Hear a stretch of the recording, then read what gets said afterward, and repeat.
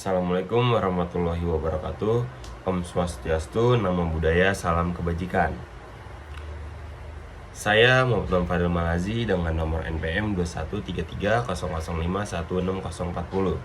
Video ini saya buat untuk bertujuan memenuhi tugas 2 dari mata kuliah Hukum Laut Udara dan Ruang Angkasa dengan dosen pengampu Ogyan Davis Juanda, SH, LLM, CLA, CPARB, CML, CME, CMLC. Di sini saya akan membahas sebuah tema dari konflik Laut Cina Selatan.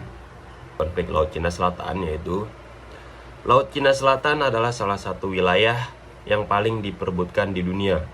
Wilayah ini mencakup area seluas sekitar 3,5 juta kilometer persegi yang terletak di Asia Tenggara. Konflik di Laut Cina Selatan melibatkan klaim tumpang tindih oleh berbagai negara atas wilayah dan sumber daya alam di kawasan tersebut. Selain nilai ekonomis dan sumber daya alam yang melimpah, Laut Cina Selatan juga memiliki nilai strategis sebagai jalur perdagangan utama di dunia. Latar belakang dan kepentingan wilayahnya.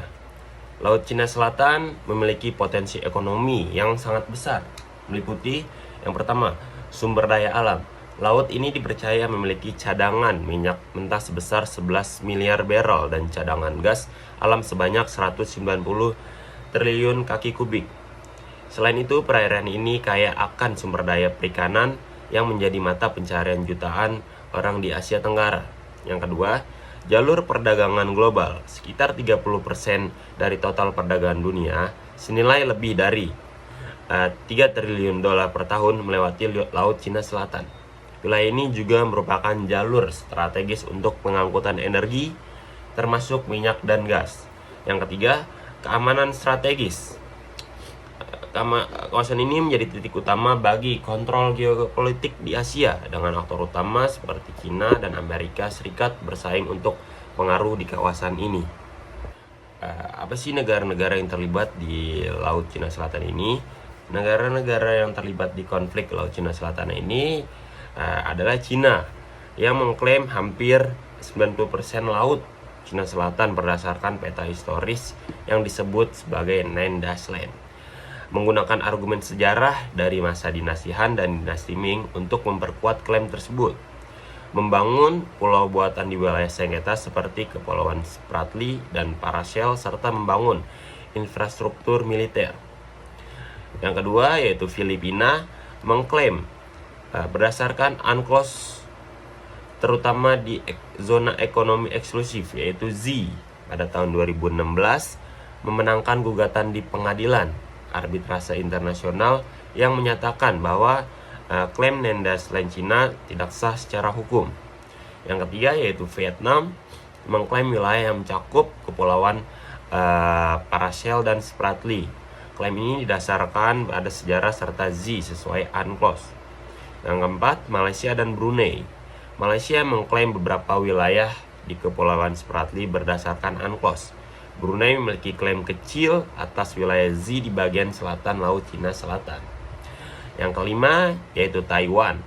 Klaim Taiwan di Laut Cina Selatan hampir identik dengan klaim Cina, namun tidak diakui oleh negara-negara karena status Taiwan yang diperdebatkan secara internasional.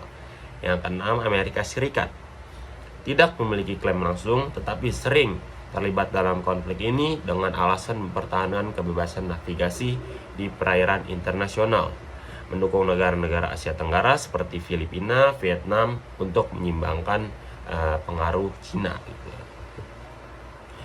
Penyebab utama konflik dari kasus ini yaitu klaim wilayah tumpang tindih. Klaim berdasarkan atas sejarah Cina bertentangan dengan aturan UNCLOS yang memberikan hak ZIS sejauh 200 mil dari garis pantai. Eksploitasi sumber daya, potensi minyak, gas, dan perikanan di wilayah ini menjadi alasan utama persaingan antar negara. Militerisasi wilayah. China telah membangun pulau buatan yang dilengkapi dengan pangkalan militer, radar, dan pelabuhan yang memicu kekhawatiran negara lain. Yang terakhir yaitu kepentingan geopolitik. Wilayah ini menjadi arena persaingan antara kekuatan besar seperti China dan Amerika Serikat. dinamika konflik ini dari beberapa tahun ya. Putusan arbitrase 2016, Pengadilan Arbitrase Internasional memutuskan bahwa klaim Cina atas Nendas Land tidak memiliki dasar hukum. Keputusan ini dimenangkan oleh Filipina yang menggugat Cina. Namun Cina menolak putusan tersebut dan tetap melanjutkan aktivitasnya di wilayah sengketa itu. Militerisasi oleh Cina. Cina secara agresif membangun infrastruktur militer di pulau-pulau buatan, termasuk landasan udara, pelabuhan, dan sistem pertahanan udara. Hal ini meningkatkan ketegangan dengan negara-negara tetangga dan Amerika Serikat. Operasi kebebasan navigasi atau FONO. Amerika Serikat secara rutin mengirim kapal perang ke wilayah Laut Cina Selatan untuk menegaskan kebebasan negara navigasi dan menentang klaim Cina. Peran ASEAN. Negara-negara ASEAN telah mencoba menyelesaikan konflik ini melalui diplomasi, Declaration on the Conduct of Parties in the South China Sea atau DOC ditandatangani pada 2002. Namun hingga kini ASEAN belum berhasil mencapai Code of Conduct atau COC yang mengikat. Implikasi konflik. Yang pertama, keamanan regional. Ketegangan antara Cina, negara-negara Asia Tenggara dan Amerika Serikat dapat memicu konflik militer di kawasannya. Ekonomi global. Ketidakstabilan di Laut Cina Selatan dapat mengganggu perdagangan internasional dan mengancam pasokan energi global gitu kan. Bahaya juga buat dunia gitu. Lingkungan hidup, aktivitas pembangunan pulau buatan dan eksploitasi sumber daya laut berdampak buruk pada ekosistem laut di kawasan tersebut. Upaya penyelesaiannya. Yang pertama, hukum internasional. Penyelesaian melalui UNCLOS menjadi landasan yang diusulkan oleh negara-negara seperti Filipina dan Vietnam. Namun Cina menolak pendekatan ini. Diplomasi multilateral.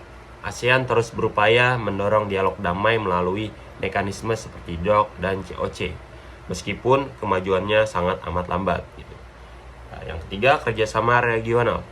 Negara-negara seperti Jepang dan India telah menawarkan dukungan kepada negara-negara Asia Tenggara untuk menghadapi tekanan dari Cina ini. Ya. Baik, kesimpulan dari tema tentang konflik Laut Cina Selatan yaitu konflik Laut Cina Selatan adalah persoalan yang sangat kompleks, melibatkan aspek hukum, ekonomi, dan geopolitik. Solusi jangka panjang memiliki komitmen internasional terhadap hukum internasional, dialog multilateral, dan pengelolaan bersama sumber daya di wilayah tersebut. Tanpa penyelesaian damai, kawasan ini tetap menjadi titik panas yang berpotensi memicu ketegangan global. Itu saja dari saya, Muhammad Fadil Malazi. Mohon maaf bila ada salah kata dan penyampaian. Wabillahi taufiq wal hidayah. Wassalamualaikum warahmatullahi wabarakatuh. Terima kasih.